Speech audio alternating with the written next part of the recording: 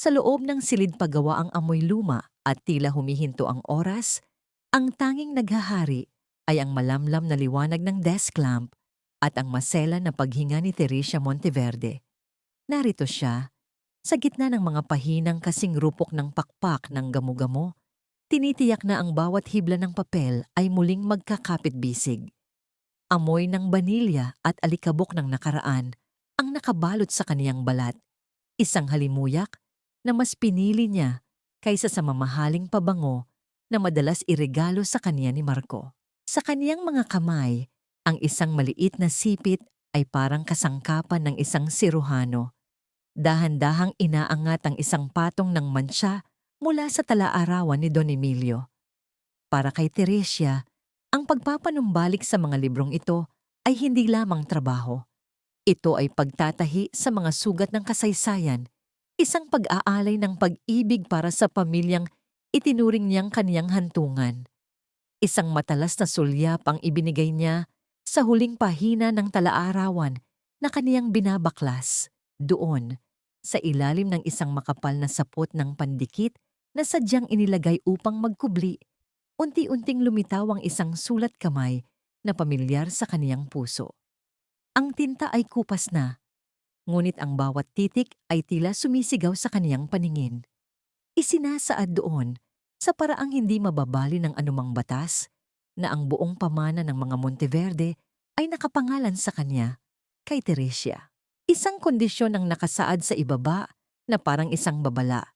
Ang karapatang ito ay mananatiling kaniya lamang, maliban na lang kung kusang loob niyang isuko ang kaniyang autonomiya sa pamamagitan ng isang pirma. Umapaw ang init sa kaniyang dibdib, isang pagsasama ng gulat at pasasalamat. Naisip niya ang sakripisyo ni Don Emilio at ang darating na selebrasyon bukas. Inisip niya kung gaano katuwa si Marco kapag nalaman nitong ang kanilang kinabukasan ay higit pa sa sapat.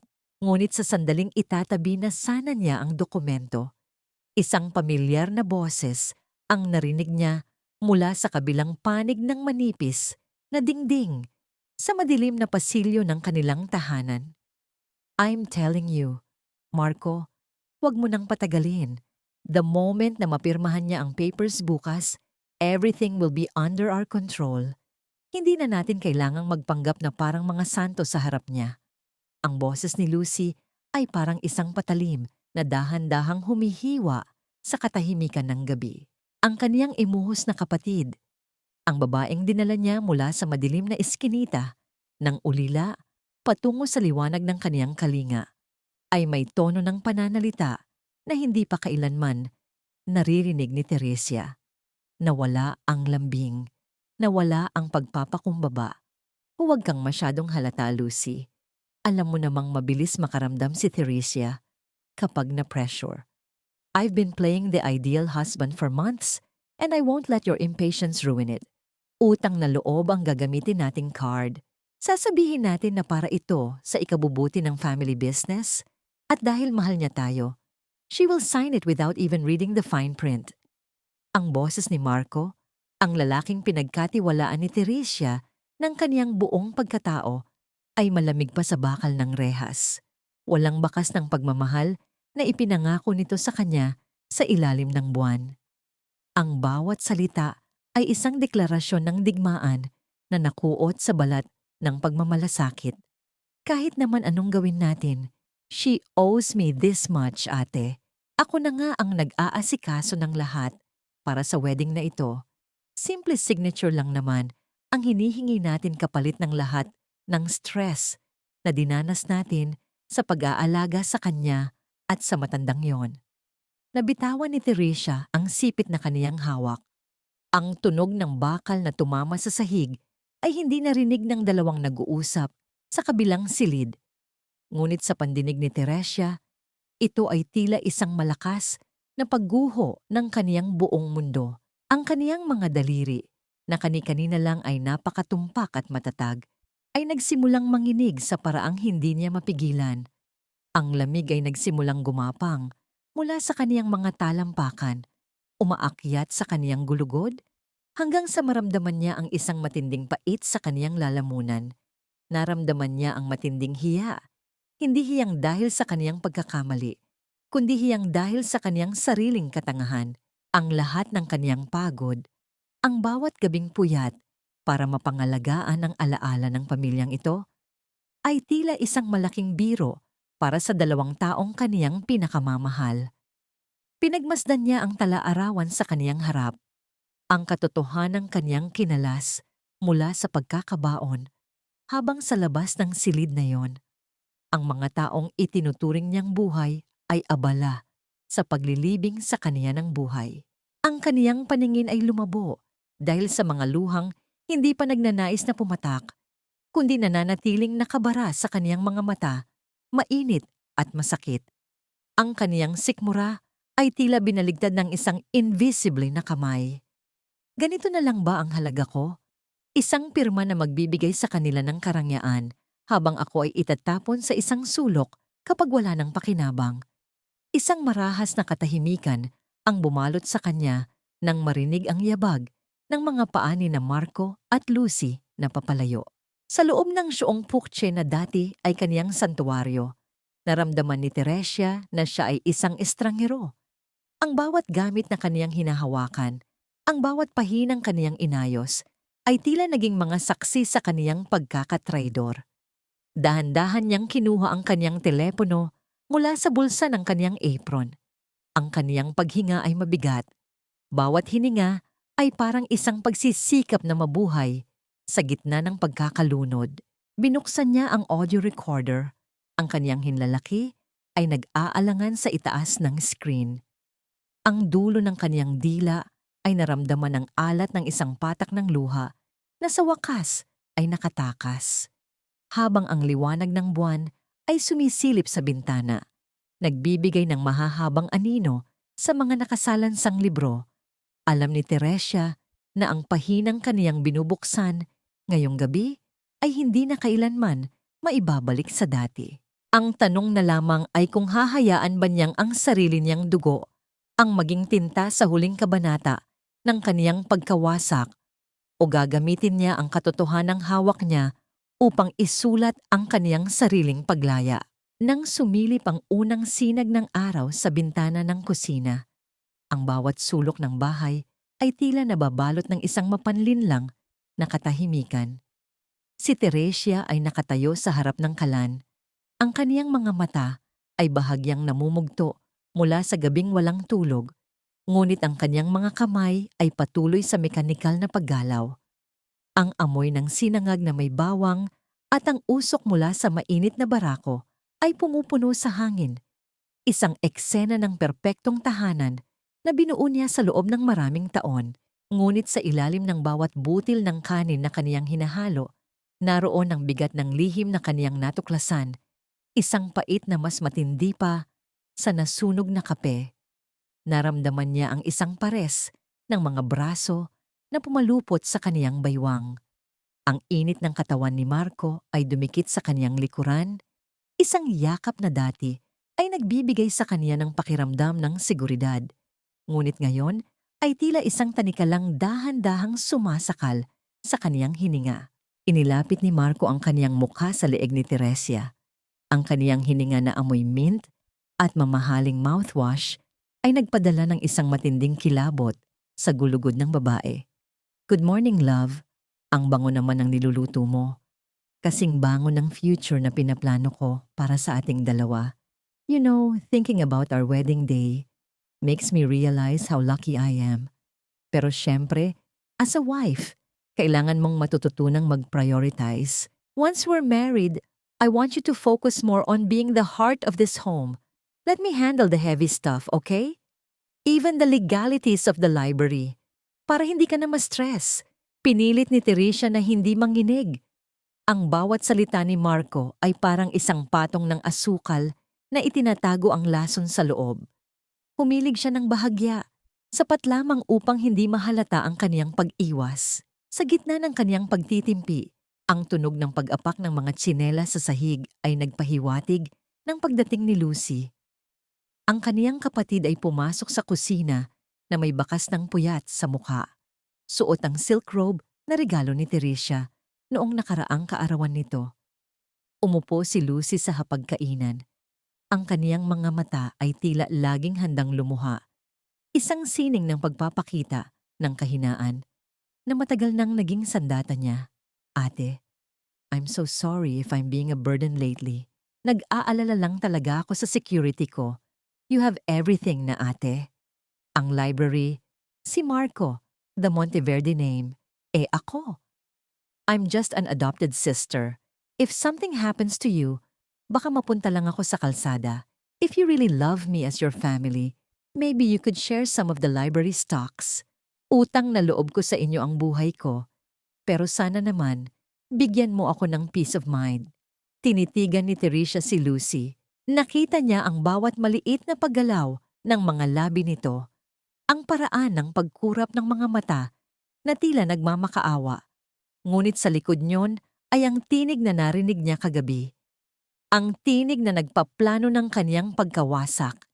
Isang matinding alon ng pagduduwal ang umakyat sa kaniyang lalamunan. Hindi dahil sa pagkain, kundi dahil sa tindi ng moral na polusyon na bumabalot sa dalawang taong ito. Inilapag ni Teresia ang platitong kaniyang hawak sa lamesa. Tinitiyak na walang anumang tunog ng pagtama ng porselana ang magpapakita ng kaniyang galit. Ngumiti siya ng tipid, isang ngiting hindi umaabot sa kaniyang mga mata, isang maskara na kasing tibay ng mga lumang librong kaniyang kinukumpuni. Siyempre, Lucy, pinag-iisipan ko na ang lahat ng yan. Gusto ko lang siguraduhin na lahat tayo ay makukuha ang nararapat para sa atin. Naramdaman ni Teresia ang mabilis na sulyap na nagpalitan sa pagitan ni Marco at Lucy. Isang sulyap ng tagumpay, isang tahimik na pagdiriwang ng kanilang akalang panlilinlang. Yumuko si Marco upang halikan siya sa noo bago ito umalis patungo sa kanyang silid upang kumuha ng kagamitan. Ang dampi ng mga labi nito sa kanyang balat ay tila isang mantsa ng putik na nais niyang kuskusin ng asido hanggang sa mawala. Nang maiwan siyang mag-isa sa kusina habang si Lucy ay abala sa kaniyang telepono, napansin ni Teresia ang vest ni Marco na nakasabit sa likod ng upuan. Isang bahagi ng bulsa ang bahagyang nakabuka at may isang pirasong papel na nakasilip doon. Sa isang mabilis at tahimik na pagkilos, kinuha niya ito. Ito ay isang resibo ng bangko, isang dokumento ng paglilipat ng malaking halaga ng salapi. Ngunit hindi ang halaga ang nagpatigil sa tibok ng kaniyang puso, kundi ang pangalan ng nagpadala at ng tumanggap. Ang petsa ay noong nakaraang linggo lamang, ang araw kung kailan sinabi ni Marco na kailangan niyang mag-overtime para sa isang mahalagang kaso. Ang kaniyang mga daliri ay naging kasing lamig ng yelo habang binabasa ang nakasulat. Isang malaking deposito mula sa personal na account ni Marco patungo sa isang lihim na account sa ilalim ng pangalang Lucinda Reyes. Sa ibaba nito, may nakasulat na maikling nota sa likod ng papel, isang sulat kamay na kilalang kilala niya. Para sa ating dream house sa Tagaytay, just a little more and we're free from her. Ang papel ay unting nalukot sa loob ng kaniyang kamao. Ang bawat salita ay parang isang kislap ng kidlat na nagbibigay liwanag sa lalim ng bangin na kinalalagyan niya. Hindi lamang pera ang ninanakaw nila. Ninanakaw nila ang kaniyang buong pagkatao, ang kaniyang dangal, at ang bawat patak ng pawis na kaniyang ibinuhos para sa pamilyang akala niya ay kaniya. Sa gitna ng maliwanag at mabangong kusina, naramdaman ni Teresia ang isang uri ng katahimikan na mas nakakatakot kaysa sa anumang sigaw. Ito ang katahimikan ng isang babaeng wala nang natitirang luha para sa mga taong pumatay sa kaniyang tiwala. Tumingin siya sa labas ng bintana kung saan ang mga puno ay marahang sumasabay sa hangin at doon niya napagtanto, ang agahan na ito ay hindi para sa kaniyang busog, kundi para sa kaniyang gising. Ang pasilyo ng ospital ay nababalot ng amoy ng antiseptiko at ng malamig na hanging nanggagaling sa mga aircon, isang atmosfera na tila nagpapatigil sa pagdaloy ng oras. Sa loob ng silid bilang 3-7-2, ang tanging nagbibigay ng palatandaan ng buhay ay ang rhythmic na pag-ilaw ng monitor na sumusukat sa mahinang tibok ng puso ni Don Emilio. Si Teresia ay nakaupo sa tabi ng kama. Ang kaniyang mga kamay ay mahigpit na nakahawak sa kulubot at tila papel na balat ng kaniyang ama-amahan. Ang kaniyang mga mata, na dati ay puno ng sigla, ngayon ay tila mga tuyot na sapa na naghahanap ng kahit katiting na pag-asa sa gitna ng disyerto ng pagtataksil. Sariwa pa sa kanyang isipan ang resibong kinuha niya mula sa vest ni Marco. Ang bawat letra ng pangalan ni Lucy sa dokumentong yon ay tila mga uling na nagpapainit sa kaniyang galit. Ngunit sa harap ng matandang lalaking, nagbigay sa kaniya ng lahat. Pinilit niyang panatilihin ang katahimikan. Iniyuko niya ang kaniyang ulo at idiniit ang kaniyang pisngi sa palad ni Don Emilio. Hinahayaan ang init nito na maging angkla niya sa mundong unti-unting naglalaho. Papa, hiling ko lang na sana ay naririnig mo ako. Ang lahat ng alaala na itinago mo sa iyong tala-arawan, sinisikap kong buuin muli. Pero ang hirap po pala, kapag ang mga taong akala mo ay bahagi ng pamilya mo, sila pa ang unang sumisira sa pundasyong itinayo mo. Isang bahagyang paggalaw ng mga daliri ni Don Emilio ang naramdaman ni Teresia. Hindi ito isang ganap na paggising, kundi isang munting tugon na tila nagsasabing hindi siya nag-iisa. Sa gitna ng kanyang pagmumuni-muni, ang pagbukas ng pinto ay naghatid ng isang presensya na hindi pamilyar sa kanya. Hindi ito ang mabigat na yabag ni Marco o ang magaslaw na hakbang ng mga nurse. Ito ay isang tahimik at kalkuladong pagpasok ng isang lalaking ang tindig ay nagpapakita ng awtoridad. Ang lalaki ay matangkad, suot ang isang dekalidad na overcoat na kulay abo na tila humihigop sa liwanag ng silid. Ang kaniyang mga mata ay matalas, kulay kape, na tila nakakabasa ng mga lihim na nakatago sa ilalim ng balat. Ito si Elijah Cruz. Lumapit siya ng hindi nagmamadali. Ang kaniyang amoy na pinaghalong sandalwood at ulan ay panandali ang dumaig sa masangsang na amoy ng gamot. Miss Monteverde, I presume, I'm Elijah Cruz. I'm the one who commissioned the restoration of the 18th century manuscripts from Don Emilio's collection. Pasensya na if I'm visiting at a time like this, but I wanted to check on him. Tumayo si Teresia, pinapahid ang bakas ng luha sa kaniyang pisngi. Nararamdaman niya ang pagsusuri ng lalaki. Isang uri ng tingin na hindi mapanghusga, ngunit puno ng kuryosidad. Good morning, Mr. Cruz. I'm sorry, but my father is still not conscious. We're doing everything we can, pero the doctor said it's a waiting game now. Tumango si Elijah. Ang kanyang tingin ay lumipat kay Don Emilio bago muling bumalik kay Teresia. May kung anong talim sa kanyang mga mata na tila nakakakita sa panginginig ng mga kamay ng babae. It's a fragile thing. Memory. Parang yung mga libro na inaayos mo. One wrong move, and everything crumbles. But you look like someone who knows how to handle fragility, Miss Monteverde. Just a friendly advice, though. Sa mundong ito, hindi lang mga anay ang sumisira sa mahahalagang dokumento. Minsan, yung mga taong may hawak ng panulat ang mas mapanganib. Kumunot ang noo ni Teresia, hindi lubos na maunawaan ang ibig ipahiwatig ng lalaki. What do you mean by that, Mr. Cruz? Ngumiti si Elijah, isang tipid at misteryosong kurba ng mga labi na hindi man lang umabot sa kaniyang mga mata. Lumapit siya ng bahagya, sapat lamang upang marinig ni Teresia ang kaniyang mahinang tinig na tila isang babala. Be careful with Attorney Salazar. He has a history of being too creative with legal documents, lalo na kapag malalaking estate ang involved. Don Emilio trusted him, but sometimes trust is a luxury we can't afford when we're surrounded by wolves. If you need a second opinion on anything, especially regarding the library assets, you have my card. Inilapag ni Elijah ang isang itim na business card sa bedside table ni Don Emilio. Bago pa makasagot si Teresia, ang lalaki ay tumalikod na at lumabas ng silid sa paraang kasing tahimik ng kaniyang pagpasok.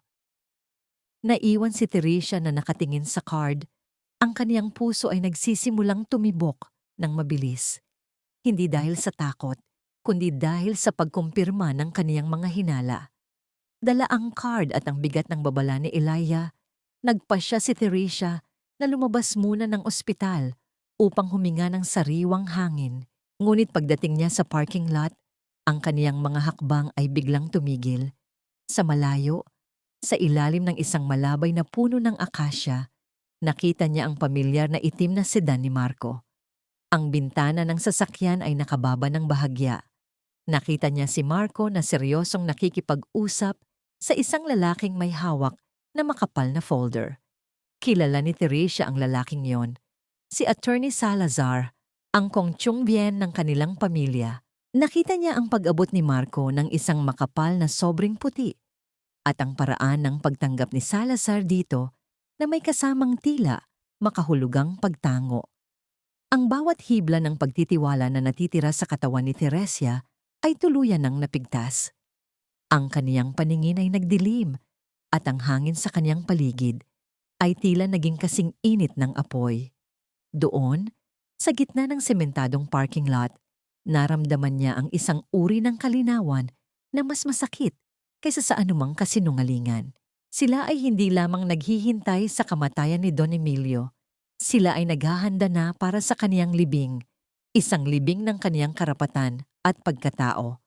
Napahawak si Teresia sa business card ni Elijah sa loob ng kaniyang bulsa. Ang matitigas na kanto nito ay bumaon sa kaniyang palad. Ang kaniyang mga labi ay naglapat, bumubuo ng isang panata na kasing tibay ng mga sinaunang kasulatan. Kung nais nilang isulat ang kaniyang katapusan, sisiguraduhin niyang ang tinta na gagamitin nila ay ang sarili nilang pagkakabulgar. Ngunit sa likod ng kaniyang determinasyon, isang tanong ang nananatiling nakatusok sa kaniyang isipan. Sino ba talaga si Elijah Cruz at bakit tila mas kilala niya ang mga panganib sa loob ng kaniyang tahanan kaysa sa kaniya mismo? Ang loob ng isang marangyang bridal boutique sa Makati ay napupuno ng liwanag na nanggagaling sa mga kristal na chandelier. Bawat kislap ay tila nanunuya sa madilim na katotohanang pasan ni Teresia. Ang amoy ng mamahaling sutla at ang samyo ng mga sariwang bulaklak sa florera ay nakakalasing. Ngunit para kay Teresia, ang bawat hininga ay tila paglanghap ng usok na nakakasakal sa kaniyang baga. Nakatayo siya sa ibabaw ng isang bilog na entablado, pinalilibutan ng 3 malalaking salamin na nagpapakita ng kaniyang anyo mula sa iba't ibang anggulo. Isang babaeng nakabalot sa puting tela na tila isang bilanggo. Si Marco ay nakaupo sa isang velvet na sopa. Ang kaniyang mga binti ay magkakrus, habang pinagmamasdan ang bawat detalye ng suot ni Teresia. Ang kaniyang mga mata ay walang bakas ng paghanga. Sa halip, ito ay puno ng pagtitimbang. Tila sinusukat ang halaga ng isang ari-arian na kaniyang nakuha. No. I think the color should be higher, love. Mas bagay sa'yo ang balot na balot. It gives you that aura of dignity, especially now na ikaw na ang hahawak ng Monteverde legacy.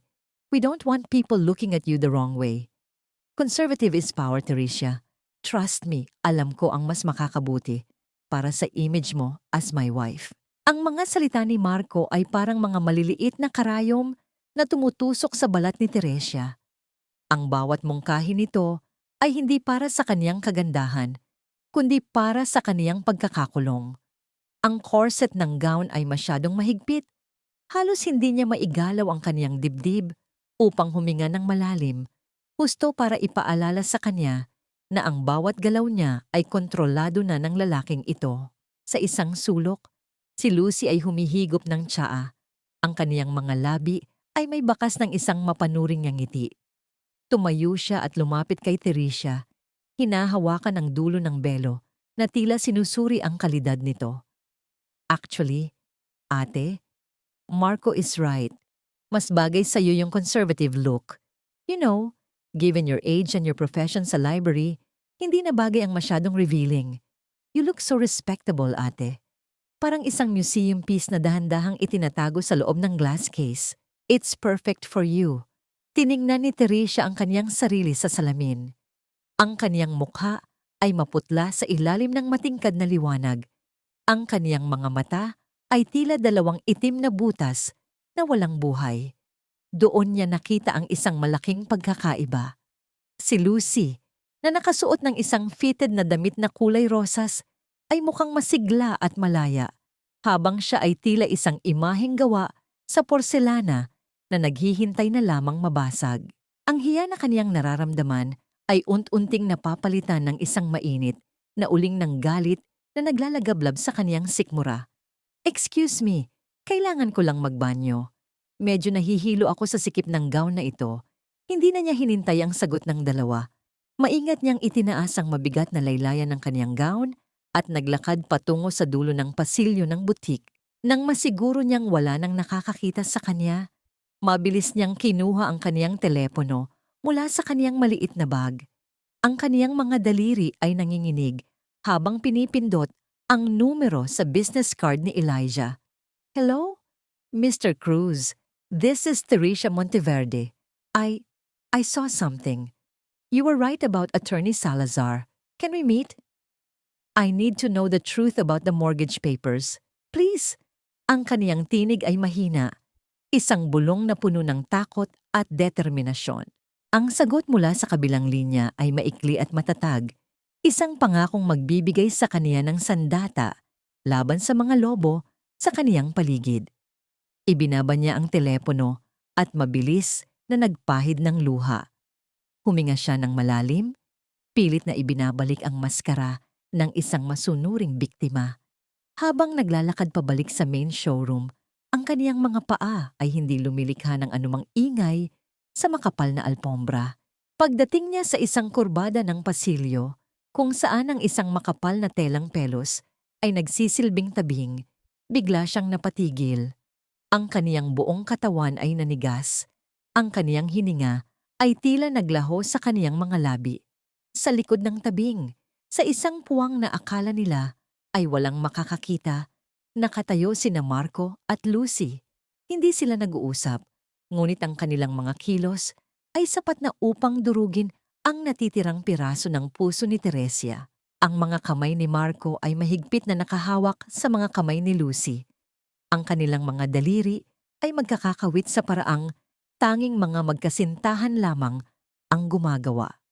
Ang mukha ni Marco ay nakayuko. Ang kaniyang noo ay nakadikit sa noo ni Lucy.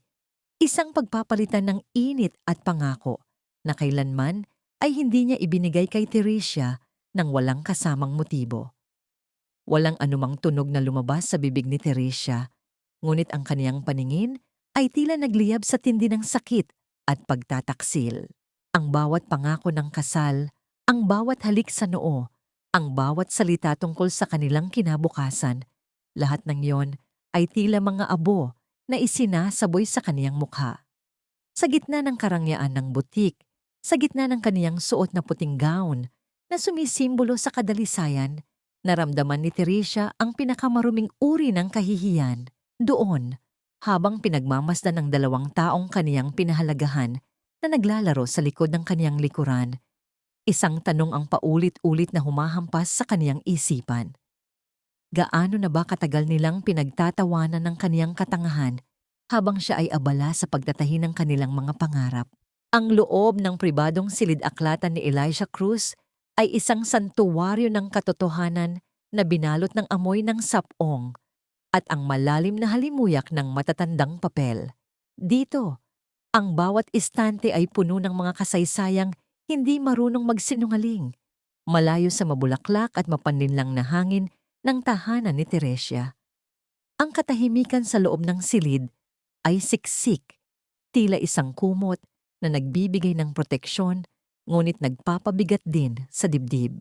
Nakatayo si Elijah sa likod ng isang malawak na mesang gawa sa madilim na kahoy ng mahogany. Ang kaniyang mga daliri ay dahan-dahang naglalatag ng ilang mga dokumento sa ilalim ng malamlam na liwanag ng isang desk lamp. Si Teresia ay nakaupo sa harap niya. Ang kaniyang mga kamay ay mahigpit na nakapatong sa kaniyang hita. Ang lamig na kaniyang naramdaman mula sa bridal boutique ay hindi pa rin lumilisan. Tila nanunuot na ito sa kaniyang mga buto. Pinanood niya ang bawat galaw ni Elijah, ang paraan ng paghawak nito sa mga papel na may paggalang, na tila ba bawat hibla nito ay may sariling kaluluwa. I didn't bring you here to offer comfort, Miss Monteverde. Comfort is for those who choose to remain blind. Truth is for those who are ready to survive. Ang tinig ni Elijah ay parang isang malamig na agos ng tubig na dahan-dahang nagpapagising sa kaniyang namamanhid na pakiramdam. Inusog nito ang isang dokumento patungo sa kanya. Isang mortgage contract para sa kanang bahagi ng kanyang minamahal na silidaklatan. Look at the third page. This is a loan agreement under your father's name, but the date was only 3 months ago. Your father has been in a coma for more than that. But the signature here, it looks hauntingly real. Yumuko si Teresia. Ang kanyang paningin ay nakatutok sa kurbada ng titik na bumubuo sa pangalan ni Don Emilio. Ang kaniyang puso ay tila isang ibon na pilit kumakawala sa kaniyang tadyang. Alam niya ang bawat anggulo ng sulat kamay na yon. Ngunit habang tinititigan niya ito sa ilalim ng magnifying glass na ibinigay ni Elijah, napansin niya ang isang napakaliit na pagkakaiba. Isang bahagyang panginginig sa dulo ng huling titik na hindi kailanman ginagawa ng kaniyang papa. Elijah, it's a forgery, pero napaka-accurate. Only someone who knows how to handle ink and old paper could do this. This is the work of a professional restorer. Tumingin si Elijah ng diretso sa kanyang mga mata. Ang kanyang titig ay walang halong awa, kundi isang hamon na tanggapin ang katotohanan. Sinong tinuruan mo ng techniques mo lately, Teresia? Who has been watching you work in that studio for months? Asking questions about paper age and ink absorption? Ang mga salita ni Elijah ay tila isang malakas na sampal na yumanig sa kaniyang buong pagkatao. Biglang nagbalik sa kaniyang alaala ang mga hapon kung kailan masayang nakaupo sa tabi niya si Lucy, ang kaniyang emuhos na kapatid. Naalala niya kung paano ito naging masigasig na matutunan ang sining ng pagpapanumbalik. Ang pagpilit nito na subukan ng Baiki tuwat sa mga lumang dokumento para matulungan siya. The realization hit her like a physical blow.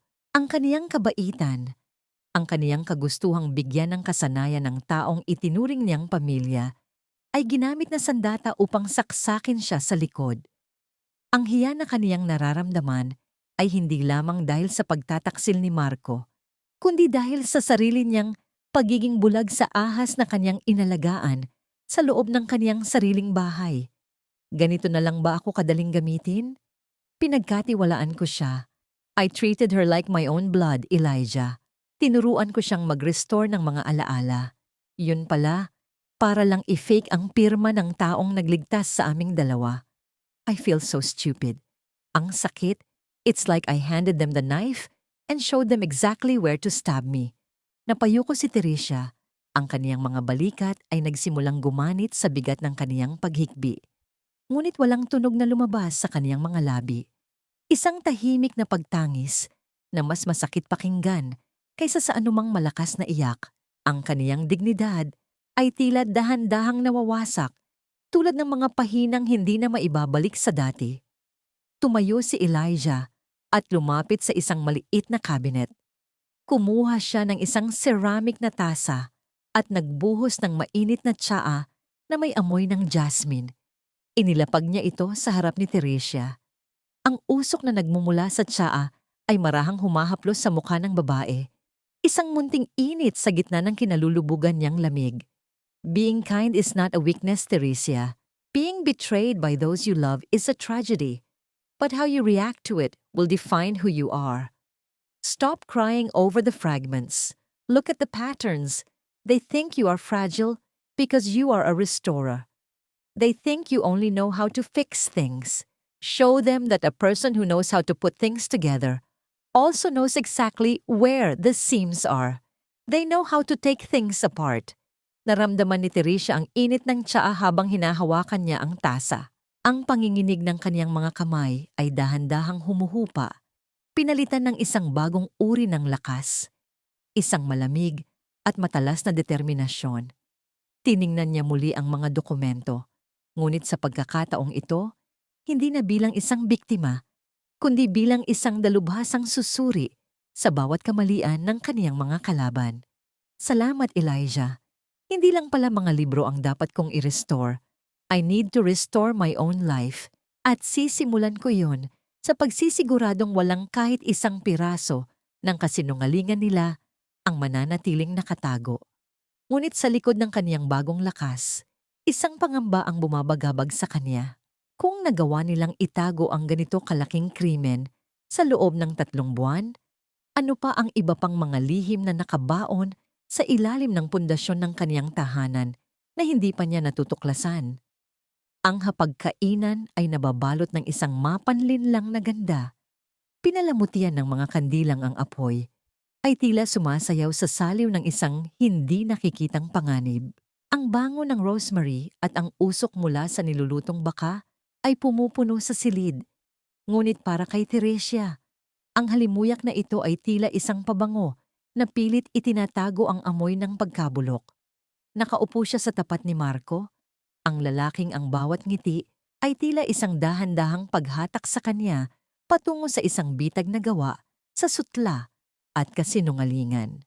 Ang dahan-dahang pagtama ng mga kristal na baso sa isa't isa ay naglabas ng isang malinaw na tunog na tila isang babala na tanging siya lamang ang nakakaalam. Marco looked at her with eyes that promised heaven while his hands were busy preparing her hell. Sinalinan niya ng mapulang alak ang baso ni Teresia. Ang likido ay tila sariwang dugo sa ilalim ng liwanag ng kandila. You look so tired lately, love. Nag-aalala ako sa iyo. All this stress with the library and your father's condition. It's too much for you to handle alone. Kaya ko naman ginagawa ito, so I can take the burden off your shoulders. I've prepared the authorization papers tonight. Kapag napirmahan mo na ito, I can legally represent you sa lahat ng transactions. You can just relax and focus on our wedding preparations. Para sa atin din naman ito. 'Di ba? Ibinaba ni Teresia ang kaniyang kubyertos. Ang kaniyang sikmura ay bumaligtad nang makita ang hiwa ng baka sa kaniyang plato na may bakas pa ng rosas na dugo na humahalo sa itim na sarsa. Ang amoy ng karne na sinasabayan ng matapang na amoy ng pabango ni Marco ay nagdulot sa kaniya ng isang matinding pagduduwal. Hindi ito dahil sa pagkain, kundi dahil sa pagkasuklam sa bawat katagang lumalabas sa bibig ng lalaking kaniyang minahal. Ang bawat para sa atin ay tila isang sampal na nagpapaalala sa kanya ng resibong nakita niya sa vest nito. Naramdaman niya ang malamig na pawis na namumuo sa kaniyang batok. Ang kaniyang puso ay tumitibok ng mabilis, tila isang tambol na nagbababala ng pagdating ng bagyo. Ngunit pinilit niyang panatilihin ang kaniyang maskara. Tumingin siya kay Marco. Ang kaniyang mga mata ay tila puno ng paghanga, ngunit sa loob ay ang talim ng 1,000 katanungan. I appreciate it, Marco. You've always been so protective. Pero are you sure na kailangan na natin itong pirmahan tonight? Baka naman pwedeng after the damhoy na lang, para hindi tayo nagmamadali habang kumakain. Ang ngiti ni Marco ay hindi na tinag, ngunit ang kaniyang mga daliri na nakahawak sa baso ng alak ay bahagyang humigpit. Ang kaniyang boses ay nanatiling malambot, ngunit may tono ng utos na nakuot sa balat ng pag-aalaga. Mas maganda na yung handa tayo, love. You know, attorney, Salazar, he wants everything settled as soon as possible para wala nang maging problema sa estate. Don't tell me hindi ka nagtitiwala sa akin. After everything I've done for this family, Teresia felt the familiar weight of gaslighting. Ito ang paraan ni Marco, ang iparamdam sa kanya na siya ang nagkukulang, na siya ang walang utang na loob kapag hindi siya sumunod. Inabot ni Marco ang isang folder mula sa gilid ng mesa at inilapag ito sa harap ni Teresia. Kasunod ng isang mamahaling ballpen. Dahan-dahang binuksan ni Teresia ang folder. Ang mga salitang nakasulat doon ay tila mga ahas na handang manuklaw. Nakita niya ang mga terminong ipinaliwanag sa kanya ni Elijah. Ang mga bitag na magbibigay kay Marco ng kapangyarihang ibenta ang kaniyang mana nang hindi na kinakailangan ang kaniyang pahintulot. Ang kaniyang mga daliri ay naging kasing lamig ng yelo habang hinahawakan ng panulat. Sa sandaling iyon, ang katahimikan sa silid ay tila naging isang pisikal na bigat. Naramdaman ni Teresia ang titig ni Marco na nakabaon sa kaniyang bawat kilos. Sa isang iglap, isang matalas na desisyon ang nabuo sa kaniyang isipan. Habang dahan-dahang ibinababa ang panulat patungo sa papel, sinadya niyang itama ang kaniyang siko sa baso ng mapulang alak na nasa kaniyang tabi. Ang baso ay natumba at ang mapulang likido ay mabilis na kumalat sa ibabaw ng puting tablecloth. Tila isang sugat na bumubuhos ang dugo. Ang alak ay agad na lumamon sa mga dokumento, ginagawa itong basang-basa at hindi na maaaring basahin. Ang dahan-dahang pagtulo ng alak mula sa gilid ng mesa patungo sa sahig ay ang tanging tunog na namayani sa gitna ng biglang paghinto ng lahat. Oh my God! I'm so sorry, Marco. Ang tanga ko talaga. Naging clumsy ako dahil sa hilo. Look, basang-basa ang papers. Mabilis na tumayo si Teresia. Ang kaniyang mukha ay nagpapakita ng labis na pagkabahala at pagkahiya. Ngunit nang iangat niya ang kaniyang paningin upang tignan si Marco, ang kaniyang buong katawan ay nanigas. Ang maskara ni Marco ay tuluyan ng nalaglag. Ang kaniyang mga mata, na kanina lamang ay puno ng huwad na pag-ibig, ngayon ay kasing lamig na ng kamatayan. Ang kaniyang panga ay nakatigas at ang kaniyang mga labi ay naging isang manipis na linya ng matinding galit. Sa loob ng ilang segundo, hindi nakapagsalita ang lalaki. Tanging ang kaniyang mabigat na paghinga ang nagpapahiwatig ng kaniyang pagnanais na sumigaw. Nang muling magsalita si Marco, ang kaniyang tinig ay hindi na malambot. Ito ay isang mahinang kaluskos ng panganib na tila isang anino na dahan-dahang lumalamon sa liwanag ng kandila. You really should be more careful, Teresia. Nakakahayang naman yung effort ko para sa gabing ito. Sayang ang papers. Pero don't worry, I have another copy in my office. Bukas na bukas din. Pipirmahan mo yan. At sisiguraduhin kong wala nang anumang aksidente na mangyayari. Habang nakatingin si Teresia sa madilim na anyo ni Marco, naramdaman niya ang isang matinding kaba na hindi niya kailanman naramdaman noon. Ang kaniyang maliit na tagumpay ay tila naging isang deklarasyon ng digmaan. Sa gitna ng naghihingalong apoy ng mga kandila, isang tanong ang nag-iwan ng pait sa kaniyang puso. Hanggang kailan niya kayang panatilihin ang kaniyang maskara bago siya tuluyang lamunin ng dilim na nasa harap niya? Ang katahimikan sa loob ng bahay ay tila isang malalim na telon na bumagsak matapos ang pag-alis ni Marco at Lucy. Sa pandinig ni Teresia, ang bawat segundo ay tila isang mabigat na patak ng tubig sa isang walang lamang sisidlan.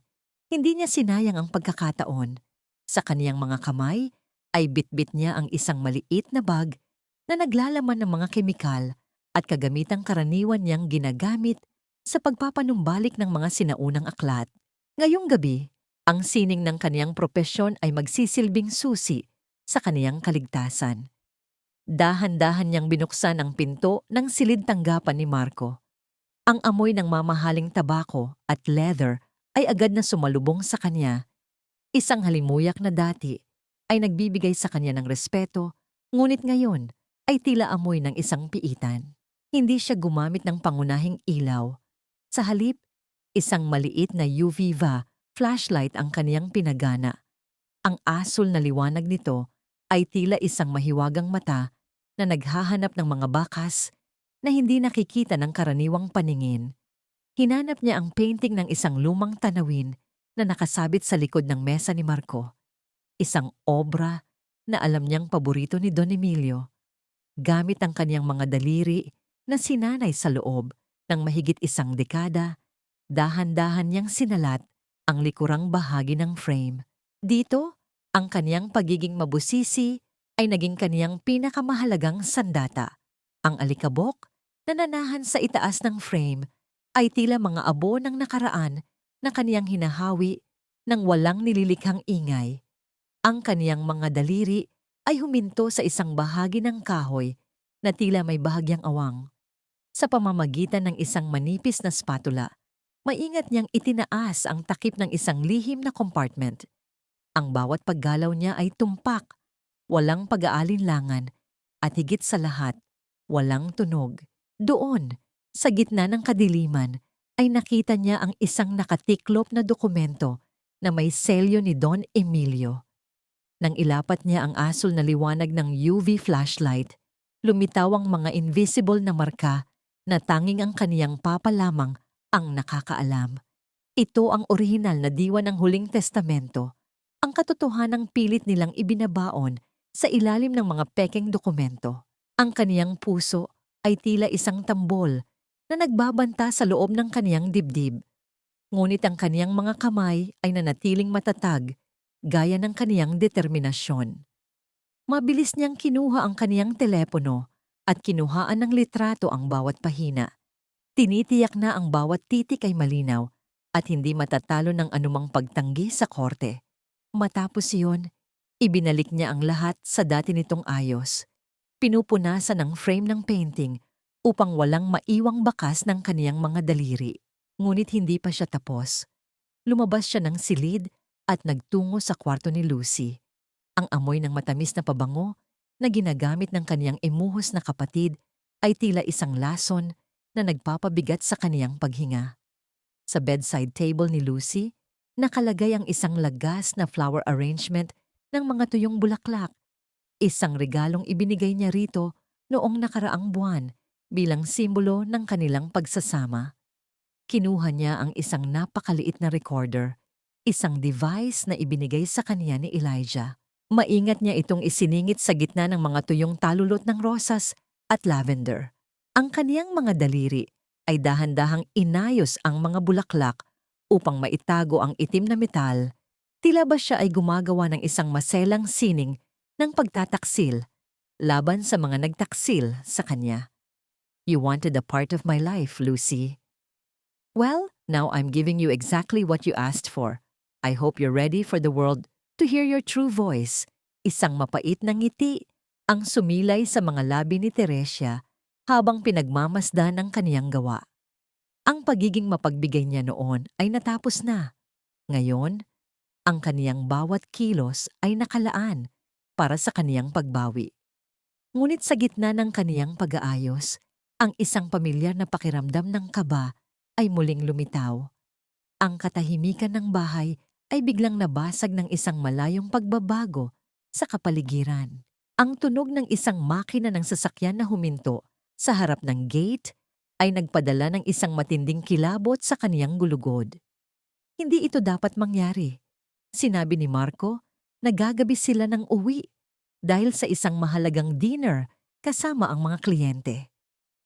Mabilis na kumilos si Teresia. Tinitiyak na walang anumang gamit niya ang naiwan sa kwarto ni Lucy. Narinig niya ang marahang pag-ikot ng metal sa loob ng kandado ng pangunahing pinto. Ang bawat pag-ikot ay tila isang hatol na naglalapit sa kaniya sa panganib. Ang kaniyang paghinga ay naging mababaw at mabilis, at ang kaniyang mga kamay ay nagsimulang mamasa-masa sa lamig ng pawis. Tumakbo siya patungo sa pasilyo. Ang kaniyang mga paa ay bahagyang dumadampi lamang sa sahig upang hindi lumikha ng anumang yabag. Nararamdaman niya ang presensya ni Marco na papalapit sa hagdanan. Ang kaniyang puso ay tila sasabog sa tindi ng kaba habang pilit niyang binubuksan ang pinto ng kaniyang sariling kwarto. Eksakto sa sandaling pumasok siya sa kaniyang silid at marahang isinarado ang pinto. Narinig niya ang boses ni Marco na tumatawag sa kaniyang pangalan mula sa baba. Ang tono nito ay tila may halong pagdududa, isang matalim na tunog na naghahanap ng kasagutan sa gitna ng dilim. Teresia, are you still awake? Bakit parang bukas ang pinto ng office ko? Napahawak si Teresia sa kaniyang dibdib. Ang kaniyang likod ay nakasandal sa pinto habang pinapakinggan ang bawat hakbang ni Marco na paakyat sa hagdan. Ang kaniyang mga mata ay nanatiling nakadilat sa gitna ng dilim habang ang isang mahalagang tanong ay gumugulo sa kaniyang isipan. May naiwan ba siyang bakas sa silid tanggapan na maglalantad sa kaniyang ginawa? Ang bawat paghinga ni Teresia ay tila isang nakakangilong pagkiskis ng kristal sa kaniyang lalamunan habang nakasandal siya sa likod ng kaniyang pinto. Ang anino ni Marco ay dahan-dahang gumagapang sa ilalim ng siwang, isang madilim na anyo na nagbabanta sa kaniyang katahimikan. Nang maramdaman niya ang pagpihit ng metal na trangka mula sa labas, mabilis niyang pinakalma ang kaniyang mukha, pilit na ibinabalik ang anyo ng isang babaeng pagod, lito, at tila walang malay sa paligid. Binuksan niya ang pinto bago pa man ito tuluyang maitulak ni Marco. Ang liwanag mula sa pasilyo ay tumama sa kaniyang mga mata, at doon ay nakita niya ang matalas at mapanuring titig ng lalaking kaniyang papakasalan. Marco, akala ko ba late na kayo uuwi? I was just looking for my restoration kit. Baka naiwan ko sa office mo. Medyo malabo na ang paningin ko dahil sa pagod, kaya baka hindi ko na isara ng maayos ang pinto. Pasensya na. Lumapit si Marco. Ang kaniyang mga mata ay tila mga scanner na naghahanap ng anumang butas sa kwento ni Teresia. Inilagay niya ang kaniyang kamay sa balikat ng babae. Isang hawak na tila malambot, ngunit may bigat ng pagkontrol. Sa likuran niya, lumitaw si Lucy. Ang kaniyang mukha ay puno ng huwad na pag-aalala na tila isang telon sa isang entablado. Ate, naman. You're making Kuya Marco worried. Sabi ko naman sa'yo, you should rest na. Ang damhoy natin is just around the corner at kailangan mong magmukhang fresh. If you keep acting like this, baka isipin ng mga tao na pinapabayaan ka namin. Sumandal si Lucy sa hamba ng pinto. Ang kaniyang tinig ay may tamis na tila lason na binudburan ng asukal. Teresia felt the familiar urge to scream, to reveal everything she knew. But she chose the path of the water. Dumadaloy, nagpaparaya, ngunit dahan-dahang naggigiba ng bato. I'm sorry, Lucy. You're right. Siguro nga I'm just overthinking everything. Marco, I've decided. Pipirmahan ko na ang authorization papers. But let's do it bukas, during our damhoy ceremony. I want to do it in front of our families and Attorney Salazar, para it's official, and to prove to everyone, especially to you, na buong-buo ang tiwala ko sa ating dalawa bilang pamilya. Nakita ni Teresia ang pananandaliang pagkagulat sa mga mata ni Marco, na mabilis na napalitan ng isang mapanlinlang na ningning ng tagumpay. Ang pain ay kinagat ng mga isda. Tumingin si Marco kay Lucy, isang mabilis na pagpapalitan ng sulyap na tila isang tahimik na pagdiriwang ng kanilang akalang pananaig. That's my girl. I knew you'd understand, Teresia. Para naman ito sa future nating lahat. Lucy has been working so hard to help us, and this is the only way to secure the Monteverde legacy. You won't regret this, I promise. Hinalikan ni Marco ang kaniyang kamay, isang dampi na tila isang malamig na uod na gumagapang sa kaniyang balat. Nang makaalis ang dalawa, mabilis na isinarado ni Teresia ang pinto at dahan-dahang napaupo sa sahig. Ang kaniyang buong katawan ay nanginginig sa tindi ng pagkasuklam. Ang bawat salita ng pagmamahal na lumabas sa bibig ni Marco ay tila isang mantsa na kailanman ay hindi na mabubura ng anumang kemikal. Naghintay siya ng ilang oras hanggang sa tuluyan nang tumahimik ang buong bahay. Sa ilalim ng kaniyang kumot, sa gitna ng kadiliman ng gabi, kinuha niya ang kaniyang telepono at ikinabit ang earphone. Ang kaniyang mga daliri ay malamig habang pinipindot ang play button para sa recording na nakuha niya mula sa kwarto ni Lucy.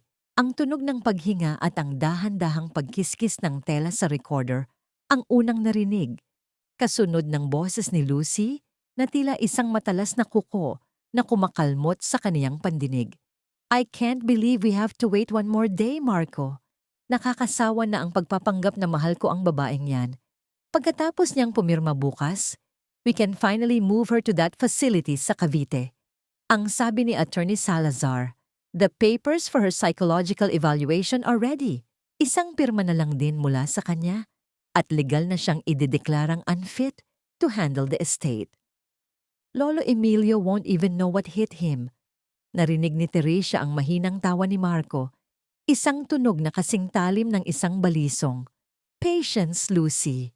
Bukas, Lahat ng pinaghirapan ni Teresia, lahat ng iniingatan ng matandang yon, ay magiging sa atin na.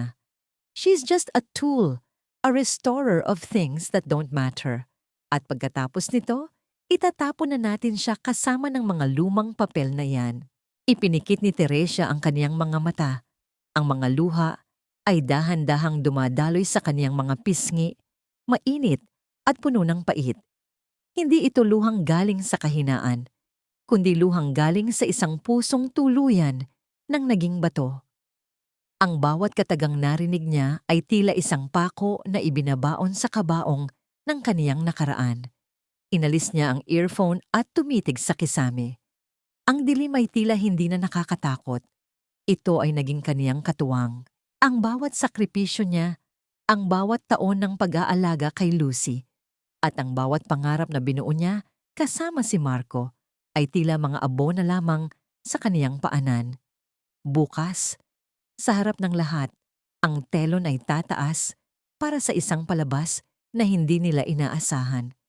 Habang pinagmamasdan ng dahan-dahang pagputi ng langit sa bintana, isang huling tanong ang bumulong sa kaniyang isipan.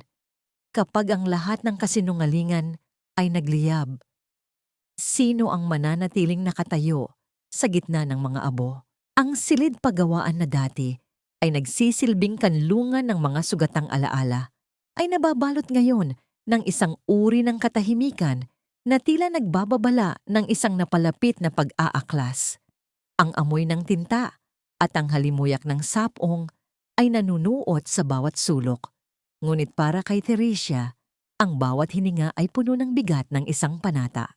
Sa ibabaw ng kaniyang mesang gawa sa matigas na nara, ang mga folder na naglalaman ng katotohanan ay maayos na nakasalansan.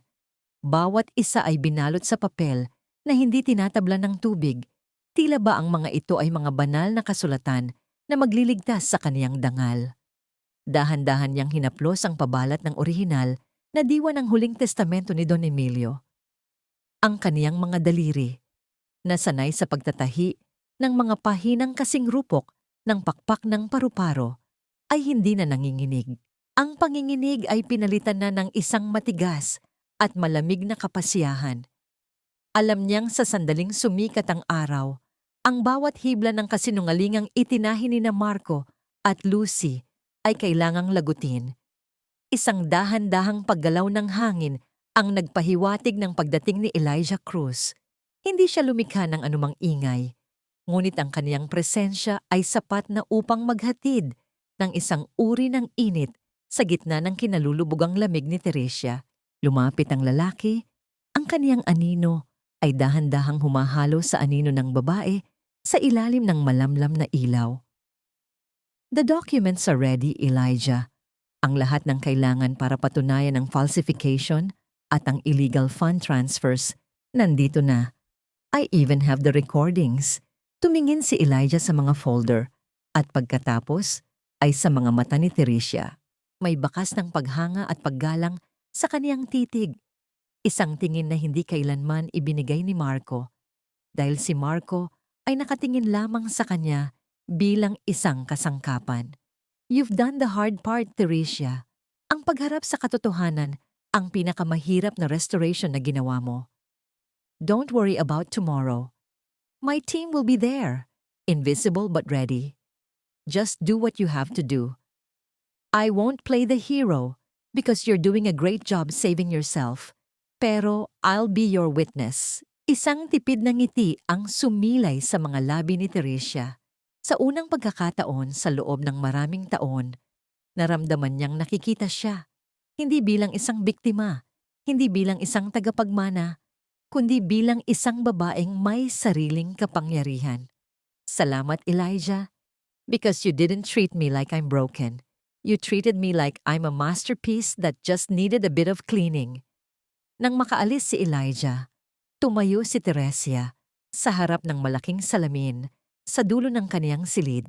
Pinagmasdan niya ang kaniyang anyo, ang babaeng palaging nakayuko, palaging sumusunod, at palaging itinatago ang sarili sa ilalim ng mahabang buhok na gusto ni Marco.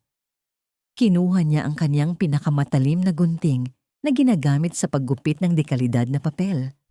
Ang kaniyang kamay ay hindi nag-atubili. Ang bawat pagpisil ng kaniyang mga daliri sa metal ng gunting ay nagreresulta sa pagkaputol ng mahahabang hibla ng kaniyang buhok.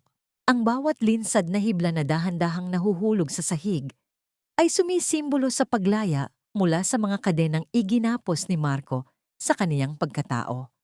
Pakiramdam niya ay gumaan ang kaniyang ulo. Tila ba ang bawat hibla ay may bitbit na bigat ng isang lumang kasalanan o isang huwad na pangako. Nang matapos siya, ang makikita sa salamin ay hindi na ang Teresia na kilala ng lahat. Ang kaniyang buhok ay maikli na ngayon, maayos at matapang, nagpapakita ng kaniyang mahaba at maputing leeg na tila handang harapin ang anumang hagupit. Ang kaniyang mga mata ay tila naging mas malalim at ang kaniyang panga ay naging mas matatag. Kinuha niya ang kaniyang damit para sa damhoy bukas. Hindi ito ang puting gown na pinili ni Marco para sa kanya. Sa halip, inilabas niya ang isang simpleng damit na gawa sa seda na may kulay ng tuyong rosas at pula. Isang kulay na sumisimbolo sa buhay na dumaan sa apoy, ngunit nananatiling maganda. Ang dahan-dahang pagputi ng langit sa labas ng bintana ay hudyat ng pagtatapos ng gabi. Ang kaniyang paghinga ay kalmado. Bawat bugso ay tila isang panalangin para sa lakas ng loob. Sa loob ng kaniyang puso, ang hiya ay tuluyan ng natunaw at naging isang rurok ng kapayapaan. Habang isinusuot niya ang kaniyang bagong anyo, isang huling tanong ang bumalatay sa kaniyang isipan habang pinagmamasdan ang mga talulot ng buhok sa sahig. Bukas, kapag ang lahat ng lihim ay nabuksan, gaya ng isang lumang libro, ano ang magiging pakiramdam ng makahinga, ng malaya sa gitna ng sarili niyang katotohanan? Ang bulwagan ng mansyong Monteverde ay nababalot ng isang nakakasulasok na karangyaan. Ang bawat sulok ay pinalamutian ng mga puting rosas na ang bango ay tila pilit na lumulunod sa amoy ng alikabok at pagkabulok na alam ni Teresia na nakatago sa ilalim ng mga sahig. Ang liwanag mula sa mga kristal na chandelier ay bumabagsak sa mga panauhing nakasuot ng kani-kanilang mga maskara ng kagalakan. Mga kaibigan sa negosyo, mga kamag-anak na ngayon lamang nagpakita, at ang mga mamamahayag na handang kumuha ng bawat kislap ng okasyong ito. Sa gitna ng lahat, nakatayo si Teresia. Ang kaniyang bagong gupit na buhok ay nagdulot ng bulong-bulungan sa paligid. Isang matapang na pagbabagong hindi inaasahan ng sinuman. Ang kaniyang damit na kulay tuyong rosas ay tila isang munting apoy sa gitna ng dagat ng puti at ginto. Naramdaman niya ang titig ni Marco na nakatusok sa kaniyang likuran. Isang titig na puno ng pagtataka at bahagyang inis dahil sa pagkawalan ng kontrol nito sa kaniyang hitsura. Lumapit si Marco sa kanya. Ang kaniyang kamay ay dumapo sa kaniyang siko. Isang hawak na tila nagmamay-ari. Inilapit nito ang kaniyang mukha. Ang boses ay sapat lamang para marinig niya, puno ng mapanuring tono. Love, bakit ka nagpagupit? We talked about this, di ba? Mas gusto ko ang mahaba mong buhok. And this dress, it's too bold for today. But anyway, let's just focus. Maraming tao ang nakatingin. Don't do anything unusual, okay? Hindi sumagot si Teresia. Sa halip, ibinaling niya ang kaniyang paningin kay Lucy na nakatayo sa tabi ni Attorney Salazar. Ang kaniyang imuhos na kapatid ay mukhang isang anghel sa kaniyang suot na puting lace. Ang mga mata ay tila nagniningning sa huwad na kagalakan. Ngunit sa ilalim ng liwanag, nakita ni Teresia ang paraan ng pagpisil ni Lucy sa kaniyang sariling mga daliri. Isang senyales ng pagmamadali na makuha ang kaniyang nais. Ang bawat pagtama ng pilak na kubyerto sa porselana ay tila isang orasan na nagbibilang sa kaniyang paghuhukom. Umakyat si Marco sa maliit na entablado at kinuha ang mikropono. Ang bawat paghinga nito ay narinig sa buong bulwagan. Isang tunog na puno ng kapalaluan. Ladies and gentlemen, thank you for being here. Today is not just about a union of two people, but the union of two legacies. Teresia has been the heart of the Monteverde family, and as we look forward to our future, I want to ensure that her hard work and her father's legacy are protected. Tumingin si Marco kay Teresia.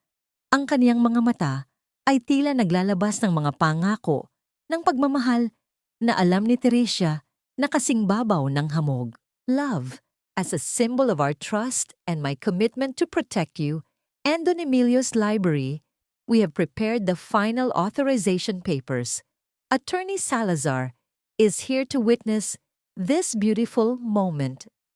Ang dahan-dahang paglakad ni Attorney Salazar patungo sa gitna, bitbit ang isang makapal na folder, ay tila isang prosesyon ng kamatayan para kay Teresia. Inilapag ng abogado ang dokumento sa ibabaw ng isang lamesang ginto. Nakita ni Teresia ang panulat na nakahanda na, isang panulat na nakatakdang tumapos sa kaniyang kalayaan. Naramdaman niya ang mga mata ng lahat na nakatutok sa kanya. Ang mga lente ng kamera ay dahan-dahang gumagalaw. Kinukuha ang bawat anggulo ng kaniyang mukha. Nakita niya si Lucy na dahan-dahang tumatango. Ang mga labi ay bumubuo ng isang tahimik na, "Go on ate." Lumapit si Teresia sa entablado.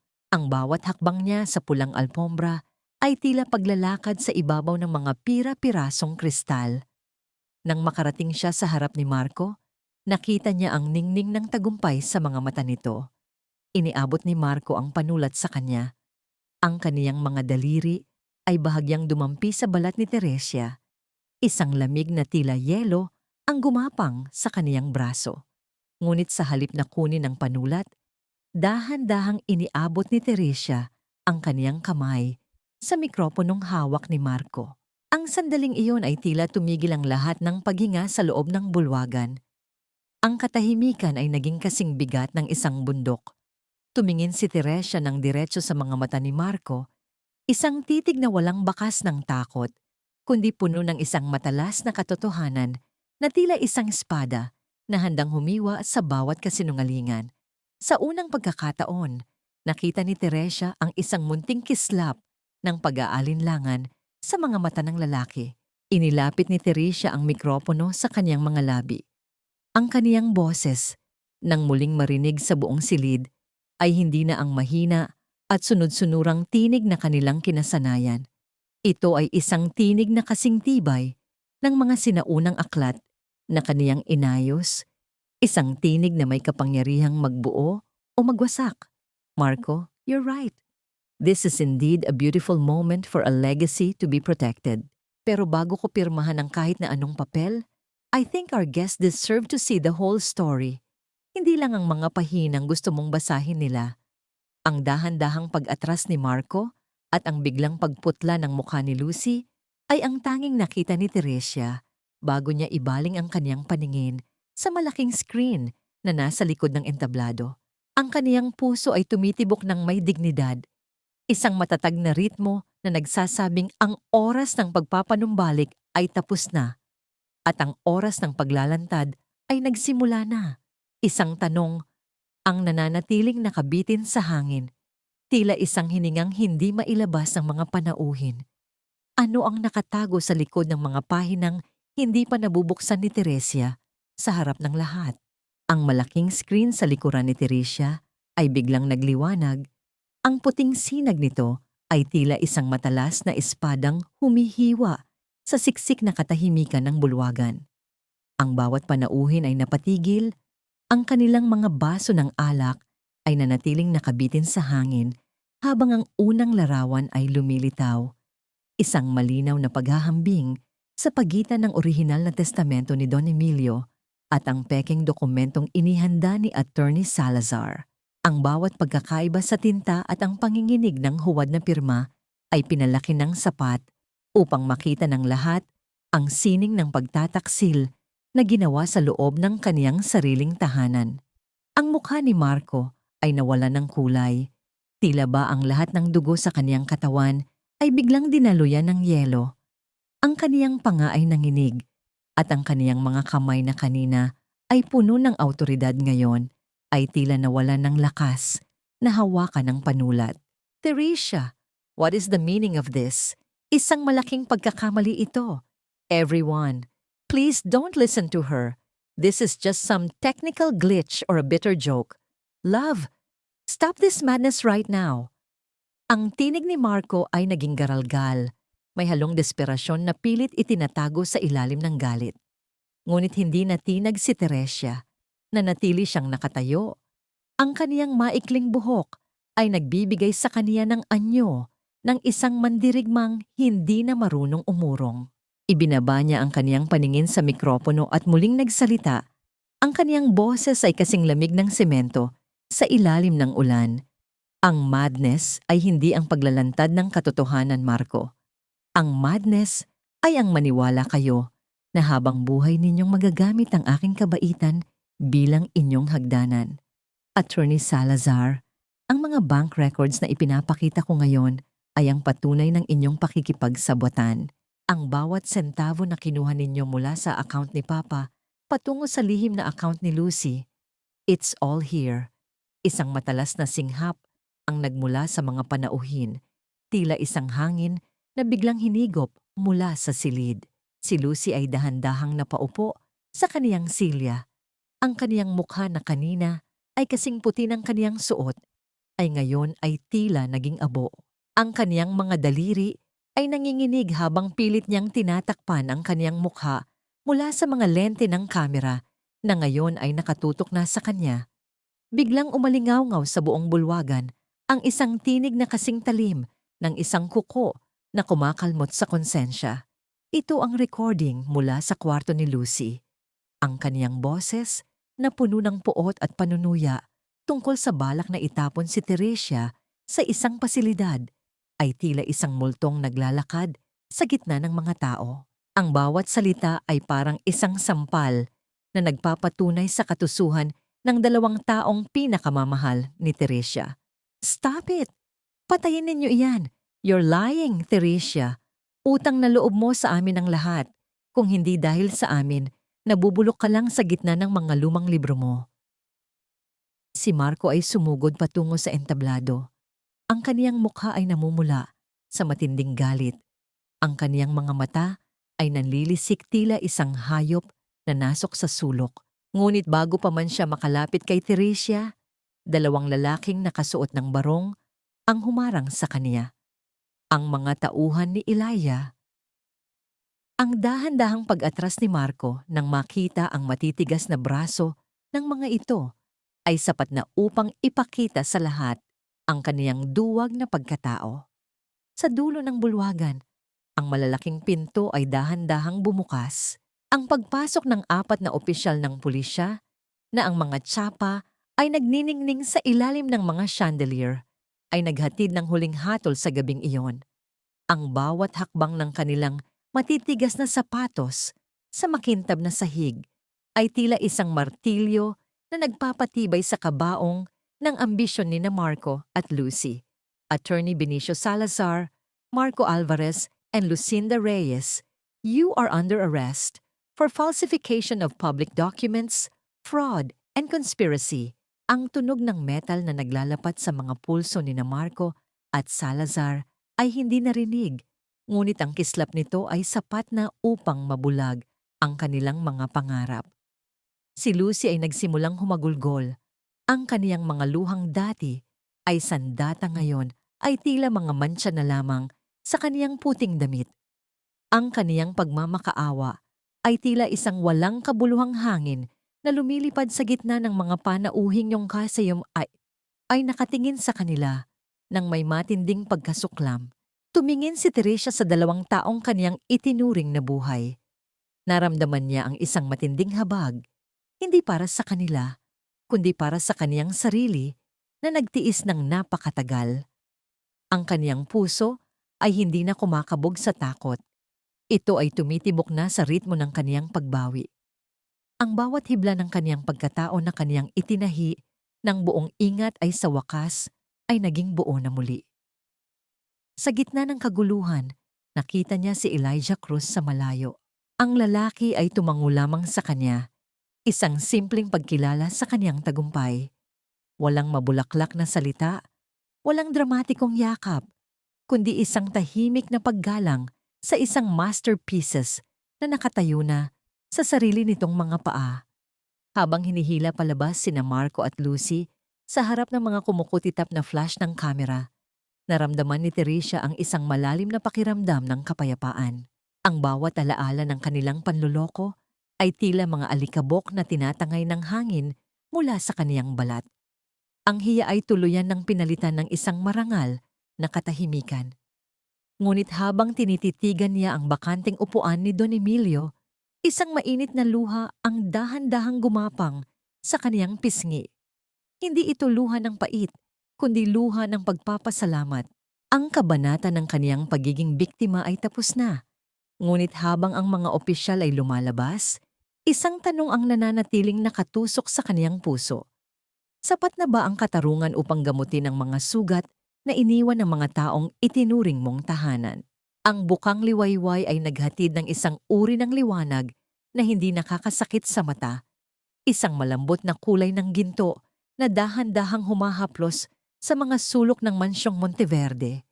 Sa loob ng malawak na sala, ang amoy ng mga puting rosas mula kagabi ay nagsimula nang humalo sa samyo ng sariwang hangin at basa pang damo mula sa labas. Ang katahimikan ay hindi na siksik at nakakasakal. Ito ay naging kasing magaan ng isang hiningang. Sa wakas ay pinakawalan. Si Teresia ay nakatayo sa gitna ng silid, suot ang kaniyang kasuotang pambahay na gawa sa koton. Ang kaniyang maikling buhok ay bahagyang gulo mula sa isang gabi ng malalim na pag-iisip. Sa kaniyang harap, si Lucy ay nakaluhod sa makintab na sahig. Ang kaniyang mukha ay maputla at ang kaniyang mga mata ay namumula sa walang tigil na pag-iyak. Ang kaniyang suot na puting damit ay lukot na at may mantsa ng alikabok. Isang anino ng kaniyang dating anyo na puno ng pagmamalaki. Ate, please, let's talk. I was just lost. Marco manipulated me too. He promised me a better life, a life where I wouldn't have to live under your shadow. Pamilya tayo, di ba? You saved me from the orphanage. Please don't do this to me. Saan ako pupunta? Wala akong kahit ano. You're my only sister, ate. Maawa ka naman sa akin. Ang mga salita ni Lucy ay tila mga tuyong dahon na tinatangay ng hangin. Walang bigat at walang katotohanan. Pinagmasdan siya ni Teresia nang may malalim na katahimikan. Walang galit sa kaniyang mga mata. Wala ring puot. Tanging ang isang malawak na pagtanggap sa katotohanang ang taong nasa harap niya ay isang estranghero na kailanman ay hindi niya talaga nakilala. Inabot ni Teresia ang isang maliit na kwaderno mula sa ibabaw ng lamesa. Ang pulang tala-arawan ni Lucy na kaniyang nahanap sa ilalim ng kama nito. Dahan-dahan niya itong binitawan sa paanan ng kaniyang kapatid. Ang dahan-dahang pagbagsak ng kwaderno sa sahig ay tila ang huling tuldok sa kabanata ng kanilang pagsasama. You were never in my shadow, Lucy. You were in my heart. But you chose to burn the house we both lived in, just to see if you could survive the fire. This diary? It contains every hateful thought you had while I was busy thinking of how to make your life better. Utang na loob. Hindi ko kailanman hiningi iyon sa'yo. I only wanted you to be happy, pero you mistook my kindness for weakness and my silence for ignorance. Lumapit si Teresia ng isang hakbang. Ang kaniyang tinig ay naging mas matatag, kasing tibay ng pundasyon ng silid-aklatan na kaniyang pinoprotektahan. You're right, I saved you once. Pero ngayong araw, ililigtas ko naman ang sarili ko. My mercy has its limits, Lucy. At ang limitasyong iyon ay ang sandaling binalak mong sirain, ang dangal ng taong nagbigay sa iyo ng pangalan. You have 1 hour to pack your personal things. After that, this house is no longer your sanctuary. If you want to survive, do it with your own hands, not by stealing the life of others. Naramdaman ni Teresia ang bawat paghikbi ni Lucy na tila isang mahinang panginginig ng hangin sa silid. Nang tumalikod siya upang lumabas, patungo sa hardin, hindi na siya lumingon pa. Ang bawat hakbang niya sa pasilyo ay tila pagtatanggal ng isang mabigat na baluti na kaniyang isinuot sa loob ng maraming taon. Sa labas, sa ilalim ng malaking puno ng nara, nakatayo si Elijah Cruz. Ang kaniyang anyo ay nababalot ng liwanag ng umaga. Ang kaniyang mga kamay ay nasa kaniyang bulsa habang pinagmamasdan ang dahan-dahang paggising ng mundo.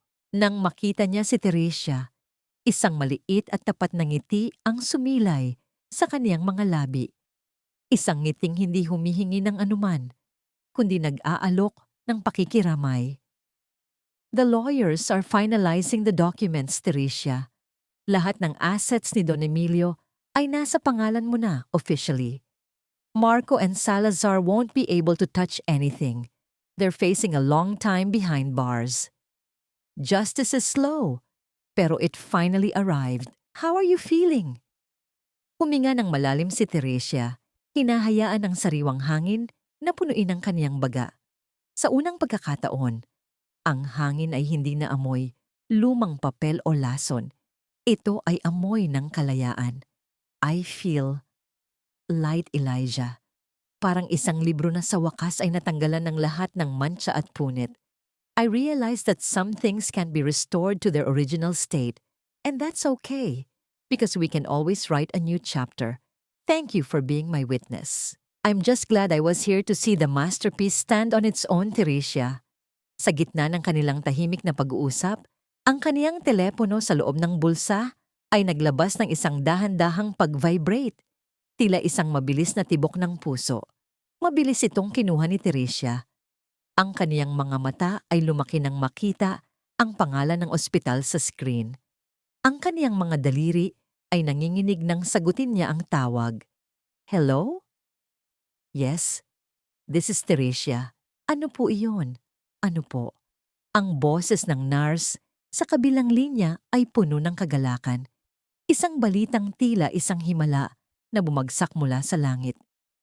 Naramdaman ni Teresia ang kanyang mga binti na tila naging malambot at dahan-dahan siyang napakapit sa braso ni Elijah upang hindi matumba. Ang mga luha sa kanyang mga mata ay hindi na mapigilan. Ngunit sa pagkakataong ito, ang mga ito ay malamig at matamis na luhang galing sa wagas na kaligayahan. Elijah, Papa is awake. Don Emilio is awake. Ang tunog ng kaniyang sariling boses na nagsasabi ng balitang yon ay tila isang awit ng tagumpay na umalingaw-ngaw sa buong hardin. Sa malayo, nakita niya ang sasakyan ng mga opisyal na dahan-dahang lumalabas ng gate, bit-bit ang mga taong sumira sa kaniyang tiwala. Ngunit hindi na siya nakatingin doon. Ang kaniyang paningin ay nakatutok na sa hinaharap.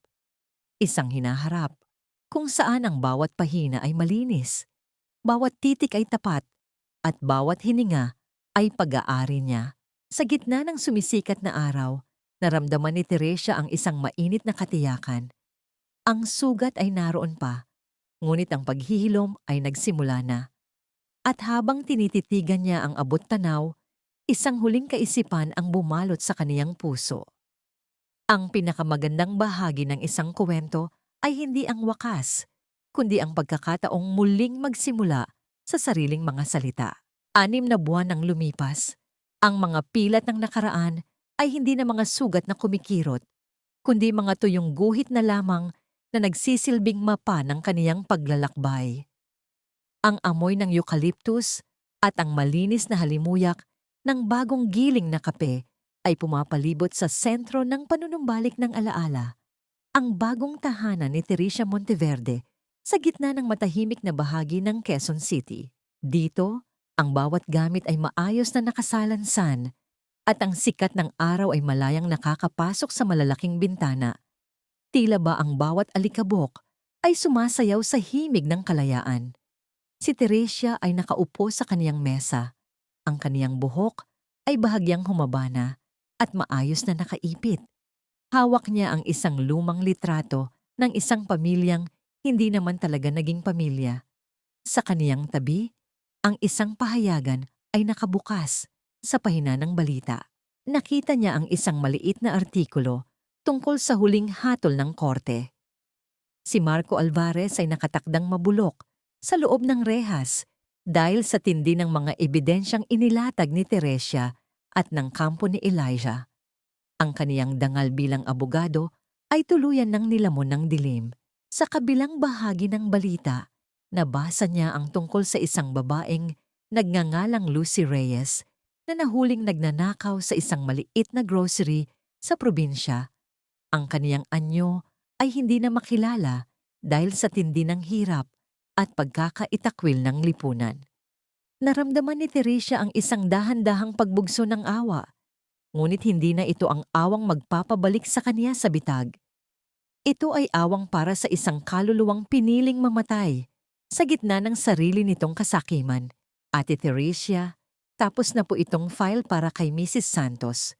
She was so happy na nahanap natin ang orihinal na land title niya na itinago ng biyenan niya.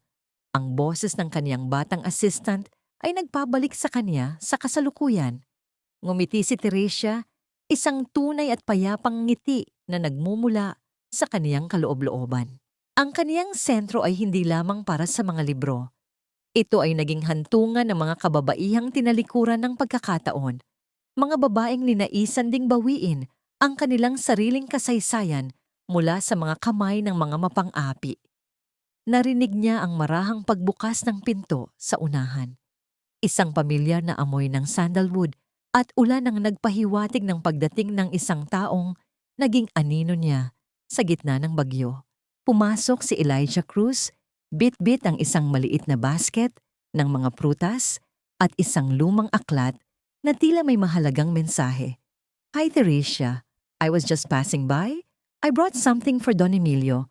Kumusta na siya sa rest house? I heard he's starting to walk again with the help of the therapist. Ang kaniyang tinig ay nananatiling matatag, ngunit may kakaibang lambing na tila isang dahan-dahang haplos sa kaluluwa ni Teresia. Lumapit ang babae.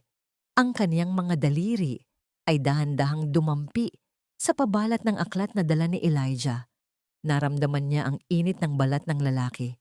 Isang init na hindi nakakapasok sa kaniyang espasyo nang walang pahintulot, kundi nananatiling naroon bilang isang matatag na suporta. He's doing great, Elijah, sabi ni Papa. Gusto na niyang bumalik sa library next month.